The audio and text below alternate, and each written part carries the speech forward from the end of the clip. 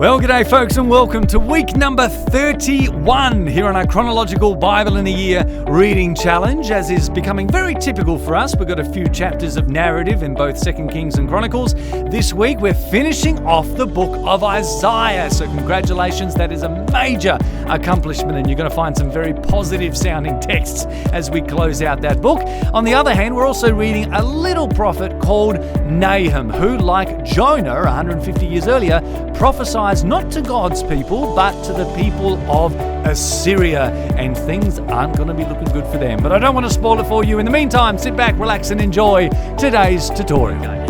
We are reading through the Bible in a year. We are endeavoring to do that to the best of our ability in a chronological fashion. It's not an exact science, and there's always a little bit of crossover as we read through, but essentially we are up to the part in the biblical story nearing the end of the book of Kings and Chronicles. We're almost finished those, where we have witnessed God's people coming out of Egypt with Moses, okay?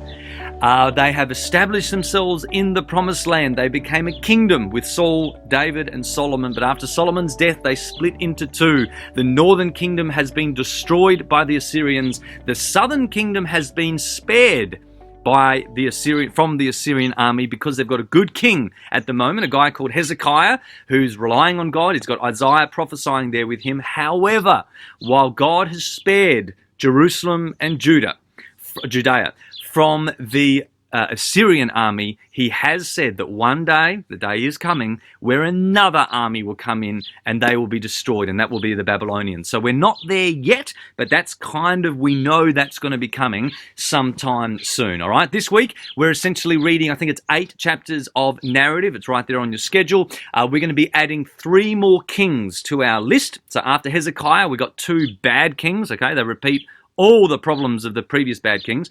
The third guy is a guy called Josiah. All up, he is king number 16 since Solomon down in Jerusalem, king number 16, and he's a really great king. You're going to enjoy Josiah. He will in fact be the very last good king of Jerusalem before they're taken out. All right, so that's basically what you're going to be reading. It's pretty self-explanatory as you read that this week. However, we're also reading the book of Isaiah. We're going to be finishing off Isaiah this week, and we're going to be reading a minor prophet called Nahum, which some of you have probably never read before. All right, Nahum, who the heck is he? All right, let's go. There are 3 things I want you to pay attention to this week as you go through the readings. The first is based in the narrative. Again, we're going to be reading a few chapters in Kings and a few chapters in Chronicles. Both of those books are coming to an end, not quite yet, but they're ending fairly soon, Kings and Chronicles. I want you to read those chapters in one sitting, okay, because they're pretty well comparable, but I do want you to notice the difference between them. I have said this before, but it's pretty notable this week. When Kings is written, it's written very matter-of-fact, okay? There's not much hope in the book of Kings. Like when it talks about a good king or a bad king, it just says it how it is, okay? Chronicles, that tells the same story, has quite a different vibe to it, because remember, Chronicles was written a lot later. It was written by the exiles in Babylon looking forward to the day where they'd be restored, and so they were very hopeful. And so the Chronicles is more written with more positive bent on the stories, okay? So any difference that you notice in the stories will reflect that. Chronicles is a far more positive book as it retells the stories of the kings. So notice that difference in the narrative as you read Kings and Chronicles this week. Secondly, you're going to be reading Nahum. Nahum's a very quick book. You're going to read it in one sitting, okay? It's only 3 chapters. We don't know a great deal about this guy. Nahum's not mentioned in the narrative, and even the town that he's from is not even mentioned. So we don't really know where he lived, but the best we can work out, he prophesies around about 650 BC, all right? His focus is not Jerusalem and Judea. He does mention them, but that's not his focus. His focus is actually prophesying against Nineveh and Assyria. So Nineveh is the capital city of Assyria, the guys who conquered the northern kingdom, all right? The baddies at the moment, okay? Those guys, he prophesies their destruction. Now remember, Jonah about 150 years earlier, did a similar thing. He went to Nineveh and he said, listen, if you guys don't change your ways, God's going to come out and get you. They repented, okay, they changed their ways, and in the meantime, in the last 150 years, they grew to become a massive world-changing empire. Well, now Nahum is prophesying to the same group of people, and basically he says, that's it. You're done. God's had his way with you, all right, and your kingdom is going to come down. So that is the focus of his prophecies. I've said before, some of the prophets prophesied just to God's people, okay? Some have their primary focus to outside nations, and Nahum is definitely one of those. So enjoy that this week.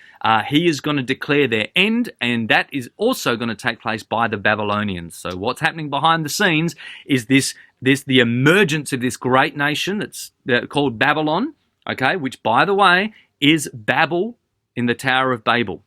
The same word, it's Babylon. It's literally the same word. That's the tale of Babylon, okay? So Babel or Babylon, that nation is rising. It's going to overtake Assyria, and then that's going to be the conquering force that is going to come down in 100 or so years to take out Jerusalem, all right? So you're going to be reading Nahum. He prophesies there, and his prophecies come true after about 40 years, okay? That key figure, 40 years. After a generation, that is when they're destroyed in about 612 BC. So that's Nahum. First of all, pay attention to the narrative. Secondly, enjoy Nahum, read that in one sitting. And the last thing you're going to be doing today is congratulations, finishing off the book of Isaiah. And that's no small feat. It's 66 chapters, so well done. In the last few weeks, you've read a whole major prophet, and that is really commendable. And I loved reading Isaiah this week. We're up to a lot of the positive stuff, all right? While Isaiah is prophesying a bit of doom and gloom for Jerusalem because one day they will be destroyed, okay? And he says, your sins have separated you from God. He says to them, your righteous acts are like filthy rags before him. There's a bit of doom and gloom there, to be sure, but overwhelmingly, he is prophesying hope for some time in the future, okay? And there are 4 things that really got my attention, 4 new things, okay? Here we are this week in a new season, okay? It's a new time. He prophesies 4 new things that will take place when their hope is restored. The first thing he mentions is that they will be a new Jerusalem. They will be the type of Jerusalem where the sun and the moon no longer shine on them, but God himself will be their light. Now, that sounds to me like it's a hint that they're going to be a supernatural kingdom in the future. Okay, I don't think they understood that at the time, but he's saying, listen, the sun and the moon aren't going to shine on you. God himself will be your light. So he's prophesying the restoration of Jerusalem, but it's actually going to be a new type of Jerusalem. Okay, he at the same time prophesies, number 2, a new covenant. Wow, this is the first time I think we've noticed this. A new covenant is coming. It's an everlasting covenant. It is a covenant of peace, a covenant of love that he promised to David. So a new covenant is also on its way. In the last couple of chapters, he prophesies a new nation that will rise forth. All right? That God will call a whole new nation and give birth to a nation in a day. And from among that new nation, he will appoint priests, even if they're not Levites. He will appoint them and make them to be Levites. Whoa, okay, so there's this new nation emerging in line with the new covenant, the new Jerusalem, and new nation. And finally, get this, he declares a new heaven and a new earth. New heavens and a new earth, the last couple of chapters there. So all these 4 things are tied in together, which makes us suspect that a new heaven and new earth is not the prophecy of a new planet or a new physical solar system. It's an idiom, or it's a picture, it's a type of this new covenant world that's going to come into existence, all right? He's creating a new Jerusalem, a new nation, a new covenant is part of that. And he's creating a new heavens and a new earth where the old will be forgotten and it will be replaced by something new. So there's a lot of prophecy this week about new things coming. And of course, let me remind you again, while the prophets were somewhat aware of what they were saying, 1 Peter 1 makes it clear that they did not understand the timing of what they were saying, and they didn't really understand the true nature of what it was they were prophesying when they predicted the sufferings of the Messiah and the glorious things that were to follow those sufferings. So Isaiah, well, I've said before in my prophecy video, prophets were aware of their audience and they were cognizant, they had an understanding of what it was they were saying. But Isaiah here, the true fulfillment of what he's saying is not going to come about in 100 years or 200 years. It will be another, 500-600 years until Jesus comes, where those things really start manifesting themselves. Okay, so a major work this week. Enjoy the last few chapters of Isaiah, and the language there, a lot of the language you're going to be reading in Isaiah is going to be very familiar to you, because we see the apostles in the New Testament use it later on.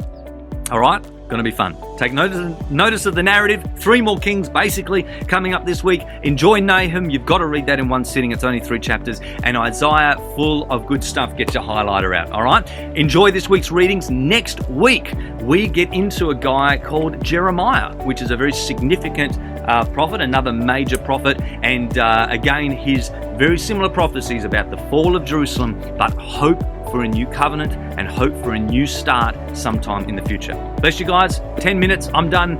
Enjoy your weekend and get out and have some sun. Bye.